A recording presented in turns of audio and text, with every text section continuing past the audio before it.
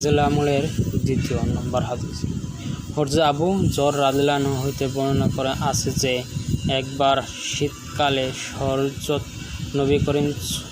হযরত নবী করিম সাল্লাল্লাহু আলাইহি সাল্লাম বাহিরে তশরিফ আনিলেন। তখন গাছ হইতে পাতা ঝরিয়া পড়িয়াছিল। তিনি গাছের একটি ডাল ধরিলেন, ফলে উহার পাতা আরও বেশি করিয়া ঝরিয়া লাগিল।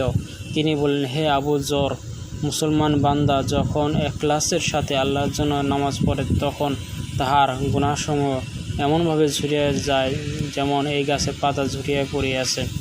তাগিব আহমদ। ফায়দা: শীতের মৌসুমে গাছের পাতা এত বেশি ঝরিয়া পড়ে যে কোনো গাছ একটি পাতা থাকে না। নবী করিম সাল্লাল্লাহু আলাইহি সাল্লাম পবিত্র ইরশাদ হলো, এখলাসের সহিত নামাজ পড়ার ফলও এরূপ যে নামাজ আদায়কারী সমস্ত গুনাহ মাফ হইয়া যায়, একটিও বাকি থাকে না।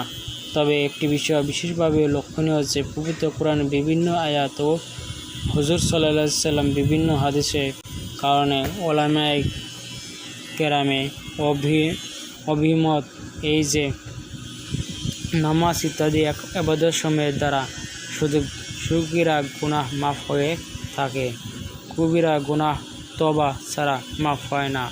এই জন্য নামাজ আদায়ের সাথে সাথে মনোযোগ সহকারে তওবা ও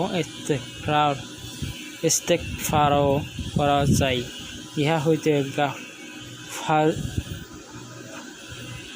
গাফেল হওয়া উচিত নয়।